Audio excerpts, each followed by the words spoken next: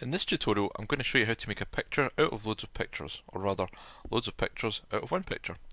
So to get started we're going to make a copy of the background layer, and we're going to do Control or Command J to make a copy there. We're just going to call that layer Image. There we go. Just by double clicking on the lettering, typing in whatever we want to call it, and then clicking OK. After that we need to expand the canvas somewhat, so go to your background layer and then from there go to Image, Canvas Size. Now if you can change the unit of measurement to percent, it makes things a lot easier, and you want to increase the canvas by 50%, so you type in 150%. If you want to do it relative, then type in 50, and you can see the difference between the two. Either way, you'll get an expansion of the canvas, and then click OK. And there we go. Next thing I'm going to do is fill this background with white. So white's my background colour at the moment, so hold down my Control or Command key and press the backspace. That will then fill it with white. After that, what we need to do is go back to our image layer, and then we need to draw out a guide. So go to your Move tool or press V in the keyboard, and then pull from the left hand side ruler a guide out. If you don't have your rulers there, then do Control or Command R. This will bring your rulers up. And pull out a guide until it locks to the edge of the picture. Repeat this process for the horizontal guide to lock to the top, and do it once again from the vertical to lock to the other side, and then once again from the horizontal to lock to the bottom. That just starts to frame up our image. After that we need to set up some other guides. To do that we're going to go into our rectangular marquee tool. Now I've already changed the style from normal to fixed size, and we're going to make a guide setup of 2.5 inches by 2.5 inches. I'm going to keep this, in fact no, I will change it. We'll go to 2 inches by 2 inches to balance up the image. There we go. I was going to keep it large to keep the tutorial quick, but what I'll do is pause at a point and then come back to you. Okay. Right, so all you have to do is click once, and then you get a rectangular marquee that's 2 inches by 2 inches. Tuck it into the corner, and then pull out another guide. One for the vertical, and one for the horizontal, and that will lock things off for you. And then as long as you're in your rectangular marquee tool, you can then move that selection one over and then just start to pull out vertical guides. And then what we're doing is subdividing the image up, as you can see here. And then hopefully if you've calculated your measurements correctly, the last one should fit in perfectly, which it does. Now that we've got our vertical guides, then you just have to repeat the process for the horizontal, like so. And you'll see in the last one it fits in perfectly.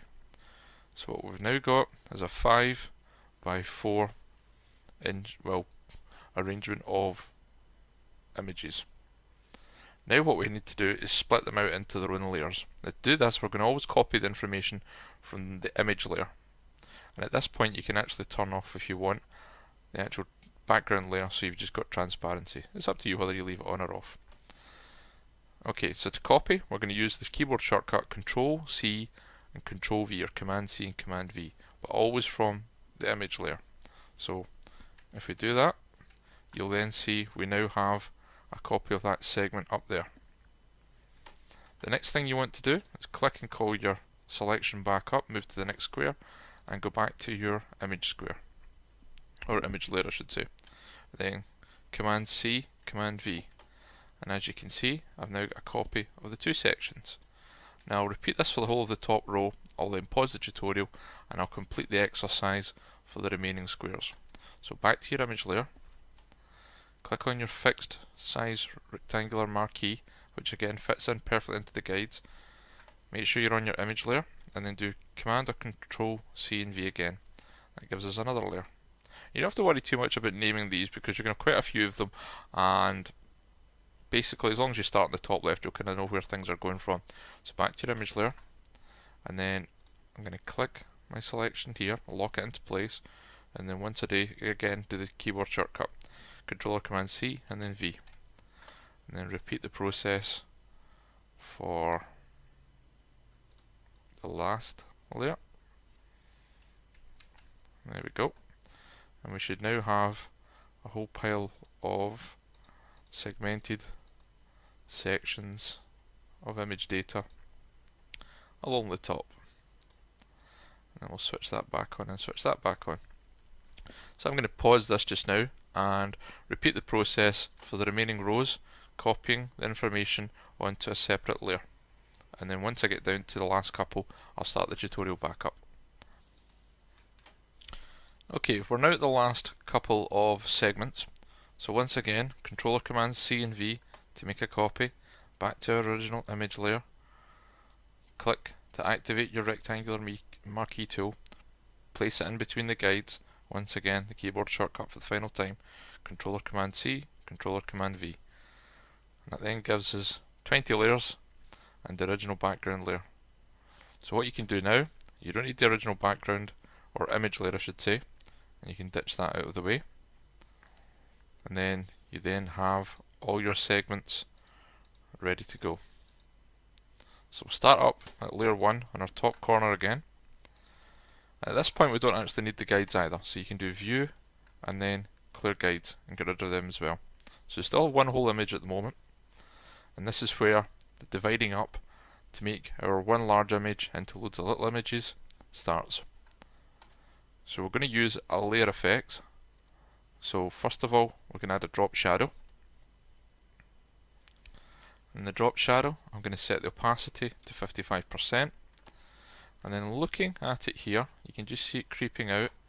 I'm going to increase the size a little bit and also the spread, just to see the effect that it's achieving. It's looking quite nice. And then the next thing I want to do is add a stroke edge. So go stroke edge,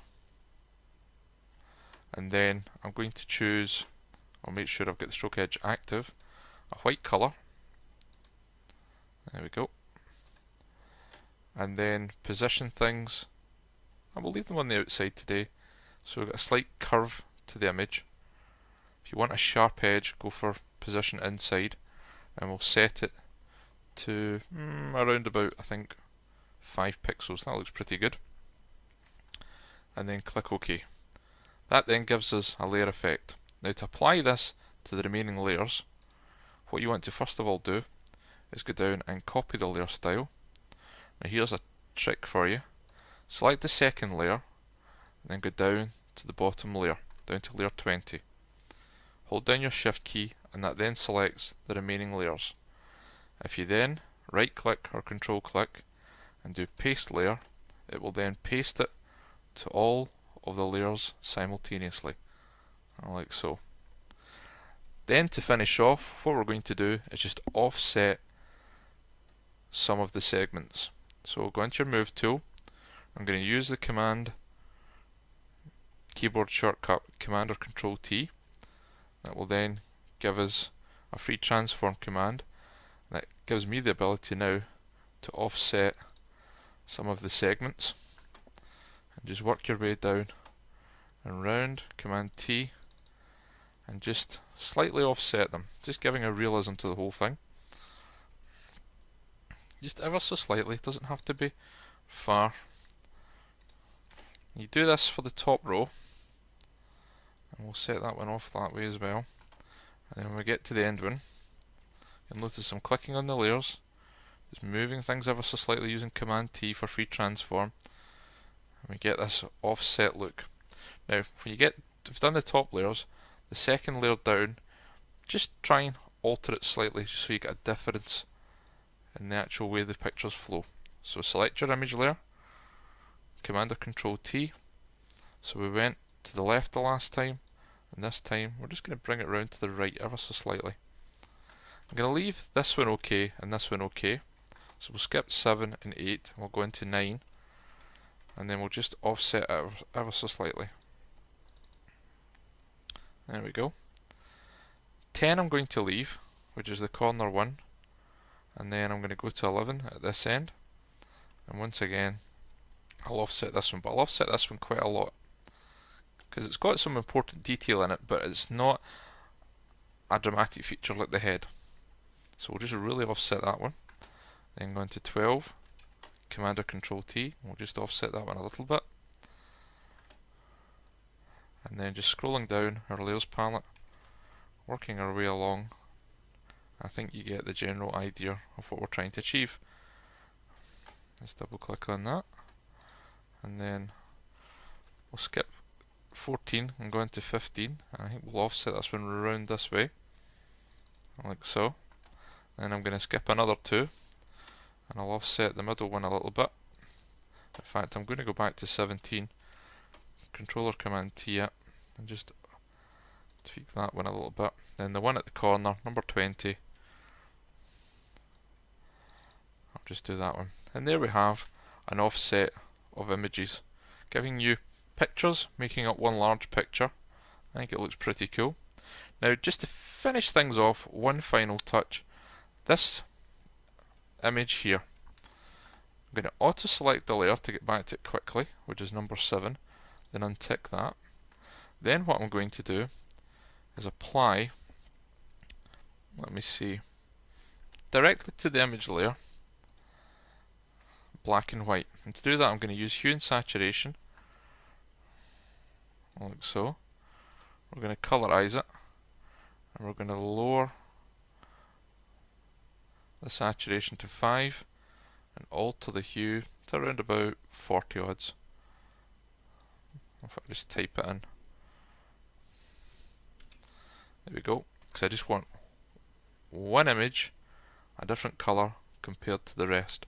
Now obviously if you have quite a balance of or different colour going on, I mean this is quite, it's not monotone, but obviously there's similarities in the actual tonal range, then things are not as noticeable. But if you've got quite a range of colour, knocking one to black and white can be extremely noticeable. And I could have gone for the head or this area here, but I've chosen this part of the body just to make it a little bit different. Now at any point, if we zoom in a little bit, if the shadows are not enough for you, return to your original layer 1, open up the layer palette and double click on drop shadow, and you could then, if you wish, pull it out and reposition it a little bit. If necessary, increase the opacity so it's a bit stronger, and then click OK. And once again, scroll down by right clicking and then scrolling down, copy the layer style, tuck it up out the way, select the second layer, scroll down, hold your shift key down, select the remaining layers, and then right click or control click and paste layer style, and that will then strengthen the shadows up on all the layers. So there we have an image cut, sliced and diced, and one image divided up into lots of little images, and I think quite a neat effect on the whole.